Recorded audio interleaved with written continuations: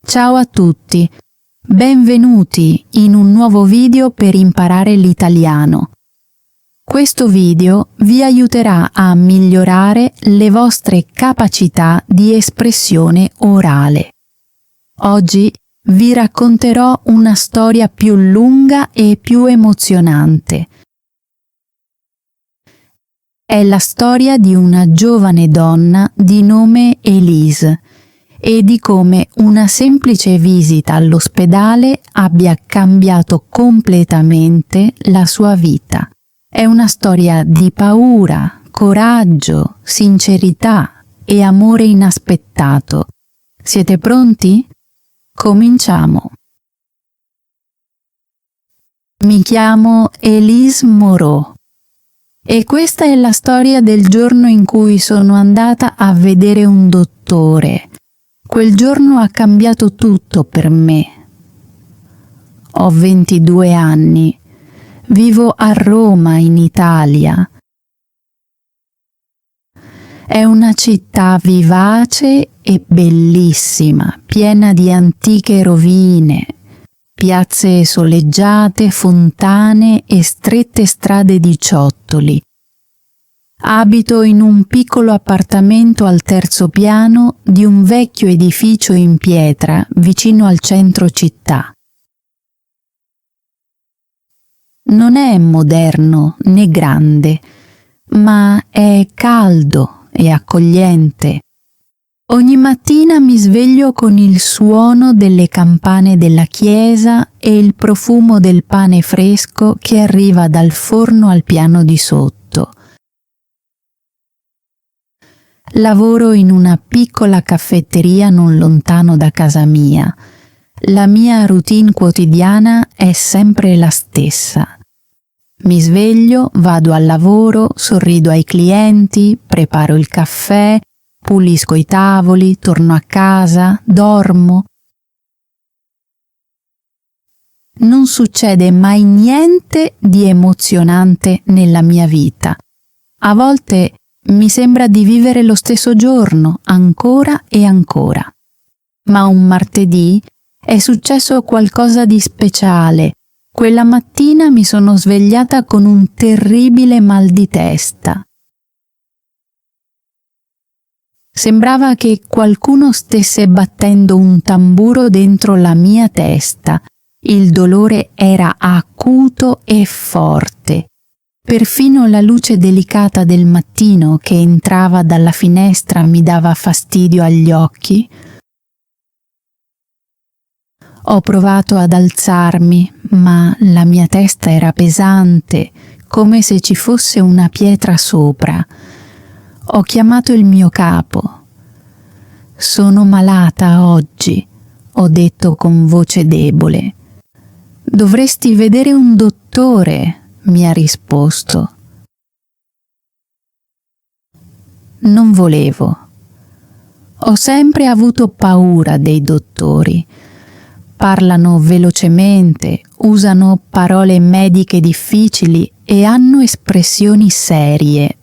Solo pensare di sedermi nella sala d'attesa di un ospedale mi mette ansia. Ma quel giorno il dolore era troppo forte. Non avevo scelta. Ho deciso di andare in ospedale. L'ospedale era un grande edificio bianco vicino al fiume Tevere. Molte persone entravano e uscivano. Alcune sembravano stanche, altre preoccupate, e alcune portavano fiori per i loro cari. Sono rimasta ferma davanti all'edificio per qualche secondo e ho fatto un respiro profondo. Le mie mani tremavano, lo stomaco mi si era stretto.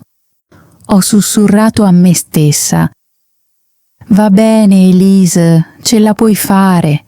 Poi sono entrata. Dentro tutto profumava di medicina e di liquido per pulire. Sentivo dei beep leggeri, provenire dalle macchine e persone che parlavano a bassa voce. Alla reception una donna gentile mi ha sorriso. «Come posso aiutarla?» ha chiesto. «Mi fa male la testa. Vorrei vedere un dottore», ho detto. «Mi ha dato un modulo». «Per favore, compili questo», ha detto con voce dolce. Il suo tono gentile mi ha fatta sentire un po' meglio. Mi sono seduta nella sala d'attesa. C'erano molte persone sedute.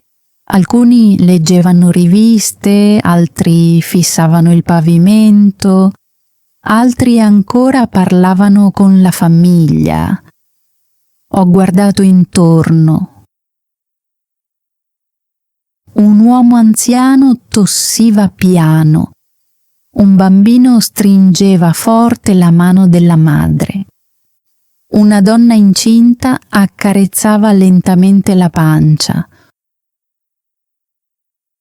Ognuno aveva la propria storia, il proprio motivo per essere lì. Mi sentivo piccola e sola, ma allo stesso tempo in qualche modo legata a quegli sconosciuti. Dopo circa un'ora, un'infermiera ha chiamato il mio nome. Elise Laurent. Mi sono alzata. Ha pronunciato male il mio cognome, ma ero troppo nervosa per correggerla. L'infermiera era giovane e simpatica, indossava vestiti azzurri chiari e portava i capelli raccolti in una coda di cavallo. «Mi seguo», ha detto con un sorriso. Il suo sorriso caloroso mi fece sentire al sicuro. Camminammo lungo un corridoio stretto e lungo. Le pareti erano dipinte di azzurro chiaro. C'erano immagini di fiori e di famiglie felici appese ai muri.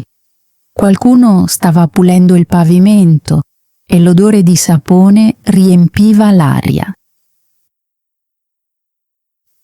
L'infermiera si fermò davanti a una porta. «Il dottore la vedrà nella stanza numero 5», disse. La ringraziai e entrai lentamente. La stanza era piccola ma luminosa. C'era un letto con lenzuola bianche, una sedia, una scrivania con strumenti medici e uno scaffale alto pieno di libri. Tutto appariva pulito e ordinato. Mi sedetti sulla sedia e aspettai.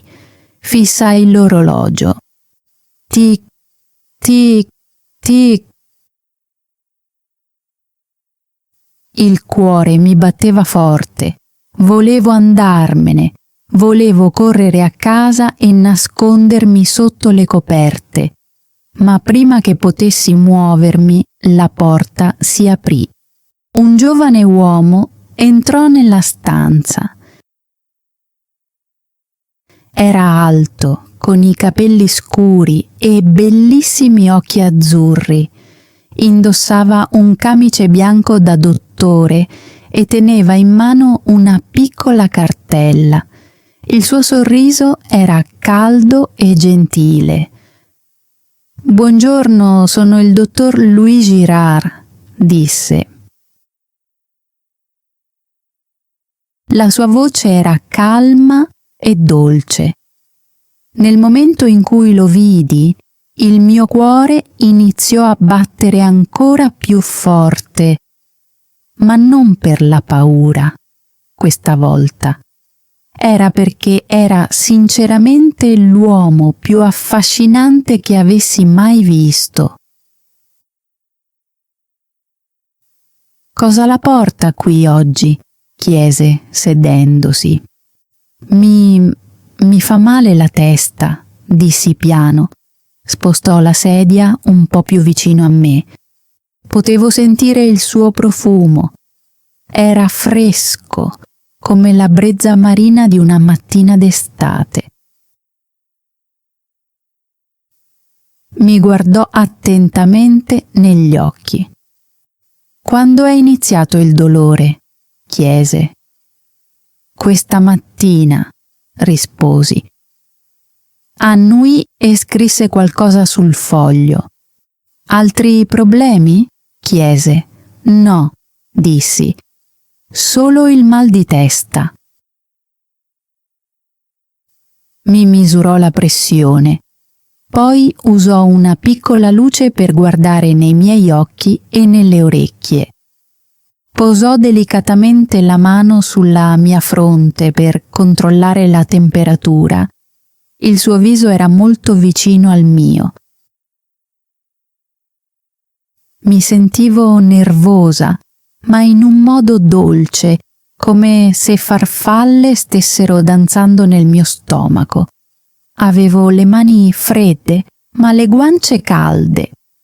Mi chiedevo se potesse sentire quanto forte stava battendo il mio cuore. Dopo la visita sorrise. «Sembra tutto a posto», disse. «Penso sia solo un mal di testa da tensione. Niente di serio. Beva più acqua e si riposi». Mi diede delle medicine e mi spiegò come prenderle. «Grazie, dottore», dissi piano.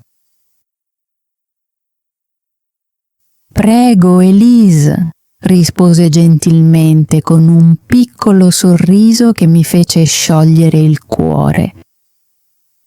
Uscii dall'ospedale. La mia testa si sentiva già un po' meglio, ma il mio cuore era tutt'altro che calmo. Mentre tornavo a casa tra le vivaci strade romane, non riuscivo a smettere di pensare a lui, al suo sorriso, ai suoi occhi, alla sua voce gentile. L'aria profumava di caffè e pane appena sfornato e gli scooter mi sfrecciavano accanto, ma tutto ciò su cui riuscivo a concentrarmi era il suo volto. Avevo incontrato molte persone prima, ma c'era qualcosa in lui di diverso. Sembrava gentile e sincero, come qualcuno che tiene davvero agli altri. Mi dissi: «Elise, smettila, lo hai appena conosciuto, è il tuo dottore, non essere sciocca». Ma per quanto ci provassi, pensai a lui per tutta la sera. 3 giorni dopo, il mio mal di testa era completamente sparito, ma i miei pensieri erano ancora pieni del dottor Girard. Ogni mattina, mentre preparavo cappuccini al bar, vedevo il suo volto nella mia mente. Ogni notte, prima di dormire, ricordavo il modo in cui mi aveva sorriso. Provavo qualcosa che non sentivo da tanto tempo: eccitazione. Un'idea piccola e un po' folle cominciò a crescere dentro di me. Volevo rivederlo, ma come? Una settimana dopo feci un piano un po' sciocco e un po' coraggioso. Decisi di tornare all'ospedale e dire che il mal di testa era ancora forte. Non era vero, ma volevo davvero rivederlo. Passai ore a scegliere cosa indossare.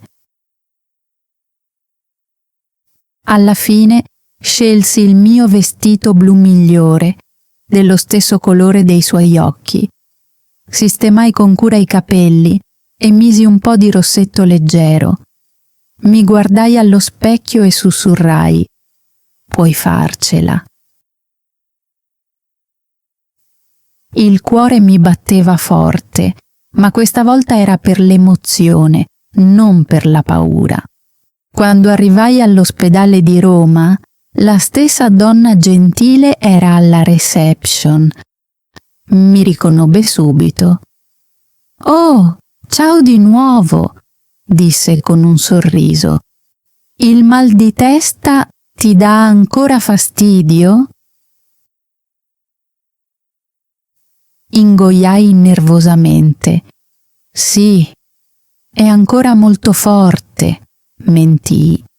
Mi diede un modulo e mi disse di aspettare. Mi sedetti nella stessa sala d'attesa di prima, ma tutto sembrava diverso adesso. Non avevo più paura. Ero emozionata, nervosa e piena di speranza. Le mie mani tremavano di nuovo, ma per un motivo diverso. Continuavo a immaginare il momento in cui lui sarebbe entrato nella stanza. Cosa avrei detto? Si sarebbe ricordato di me? Mi avrebbe sorriso allo stesso modo? Il tempo scorreva lentamente. Ogni minuto sembrava un'ora. Finalmente l'infermiera uscì e chiamò di nuovo il mio nome. Élise Laurent. Risi piano tra me e me. Sbagliava ancora il mio cognome, ma non mi importava. La seguii lungo lo stesso corridoio azzurro chiaro. Le immagini di fiori sulle pareti sembravano più luminose questa volta. L'aria sembrava più calda, il cuore mi batteva forte. «Il dottore arriverà presto», disse l'infermiera, aprendo la porta della stanza numero 5. Entrai e mi sedetti sulla sedia. Feci un respiro profondo. Avevo i palmi delle mani sudati. Cercai di calmarmi sussurrando a me stessa. «Va tutto bene, Élise. Respira». Potevo sentire il battito del mio cuore come un tamburo nel petto. Poi la porta si aprì. Il dottor Girard entrò nella stanza. Nel momento in cui lo vidi, il mio cuore quasi si fermò. «Élise», disse con sorpresa e un sorriso caloroso. «Come ti senti?» Guardai i suoi gentili occhi azzurri e dimenticai tutte le frasi che avevo preparato con cura. «Non bene», dissi. «Il mal di testa è ancora lì». Lui sembrò preoccupato e si avvicinò. «Controlliamo di nuovo», disse con voce dolce. Mi visitò come la volta precedente. Pressione sanguigna, occhi, orecchie, temperatura. Era tutto completamente normale, ma lui non sapeva che il vero problema non era la mia testa, era il mio cuore. Quando si chinò più vicino, sentii di nuovo quella dolce sensazione nervosa. La piccola stanza d'ospedale di Roma sembrò improvvisamente ancora più piccola e silenziosa. Il mio cuore batteva così forte che pensai potesse sentirlo. Quando la visita finì, lui aveva un'espressione confusa. «Non vedo nulla di strano», disse. «Hai altri sintomi?» Scossi lentamente la testa. Sentivo che il momento stava arrivando. La verità era proprio lì, sulla punta della lingua. Guardai i suoi gentili occhi azzurri, feci un respiro profondo e decisi che non potevo più nascondermi. Dottor Girard, dissi piano. Sì, chiese, curioso. Devo dirle qualcosa. Il suo viso divenne serio, come se si aspettasse una brutta notizia. Il mio mal di testa in realtà è passato, sussurrai. È migliorato giorni fa. Sembrò sorpreso. Allora perché sei tornata? Chiese con dolcezza. Esitai per un secondo. Le mie dita giocherellavano nervosamente con il bordo del vestito. Eccolo lì, il momento più spaventoso della mia vita, ma anche il più sincero. Chiusi gli occhi per un istante e poi lo dissi. Perché volevo rivederla. Le parole rimasero sospese nell'aria, come un segreto finalmente liberato. Il mio cuore correva all'impazzata. Il mio viso bruciava di vergogna. Fissai il pavimento, troppo imbarazzata per guardarlo. Nella mia mente immaginavo 100 finali terribili. Sarebbe stato arrabbiato, mi avrebbe chiesto di andarmene. Avrebbe riso, avrebbe detto «non è appropriato». Ma niente di tutto questo accadde. Dopo un lungo momento di silenzio mi regalò un piccolo sorriso. «Elise», disse piano, «sono felice che tu sia tornata». Alzai lentamente lo sguardo, incerta se avessi capito bene. I suoi occhi azzurri erano caldi e gentili. Il mio cuore fece un salto, come un piccolo uccello che impara a volare. Non riuscivo a crederci.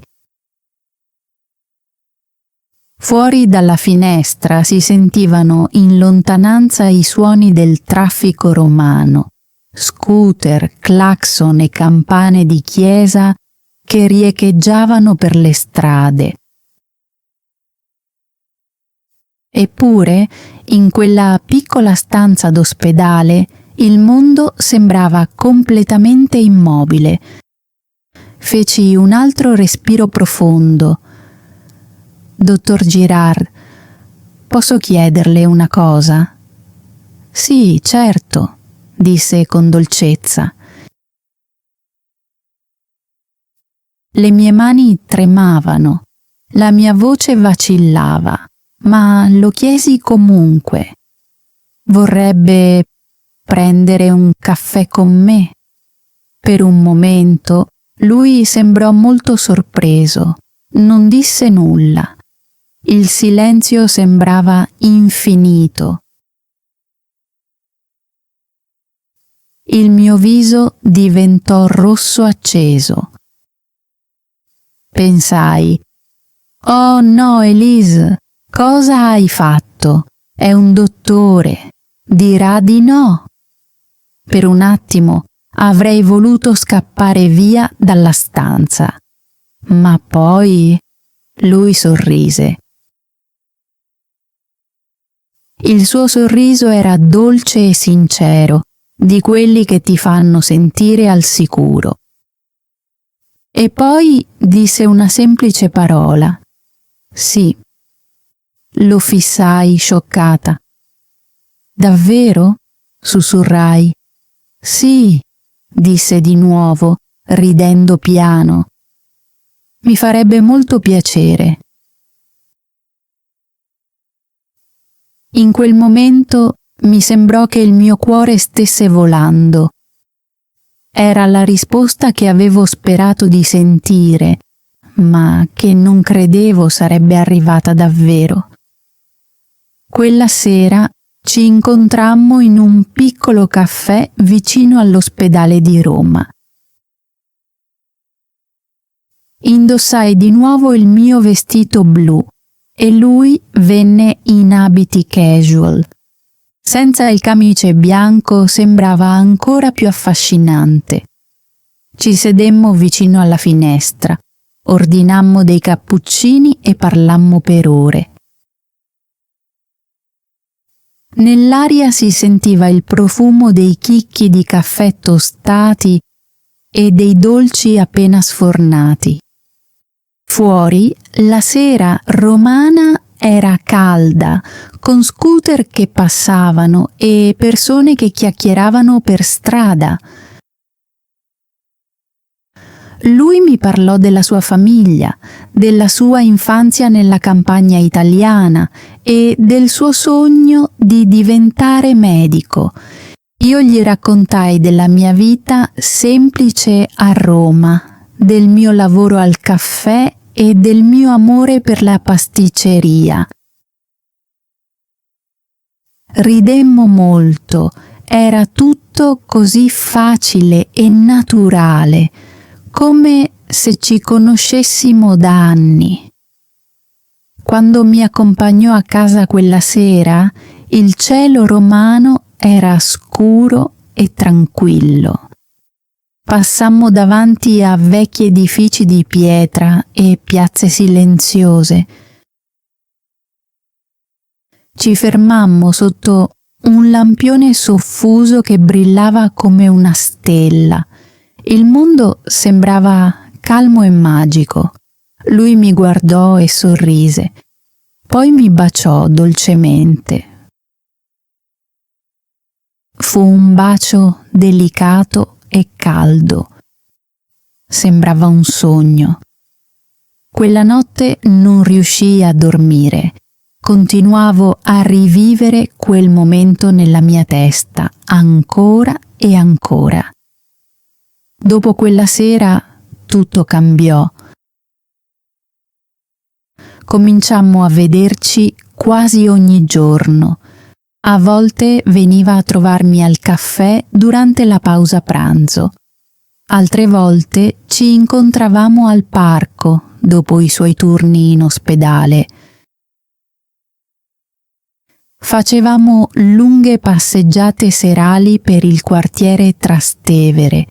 Guardavamo insieme vecchi film italiani e cucinavamo nella mia piccola cucina.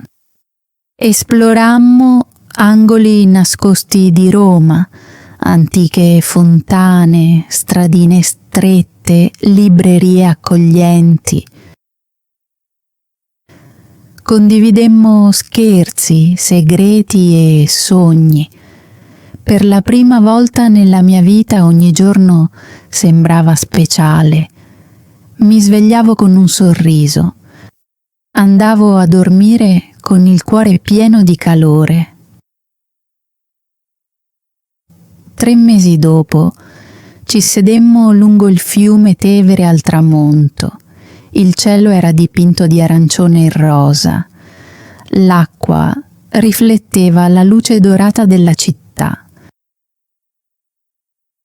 Lui prese dolcemente la mia mano. Elise, disse piano, ti amo. Credo di averti amata dal primo giorno. Il mio cuore si fermò per un secondo. Lo guardai negli occhi e capii che lo diceva davvero.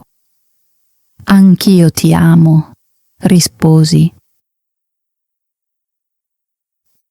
Gli occhi mi si riempirono di lacrime, ma erano lacrime di gioia. 6 mesi dopo mi fece una sorpresa all'ospedale. Mi chiese di andare nella stanza numero 5, la stessa stanza dove ci eravamo incontrati per la prima volta.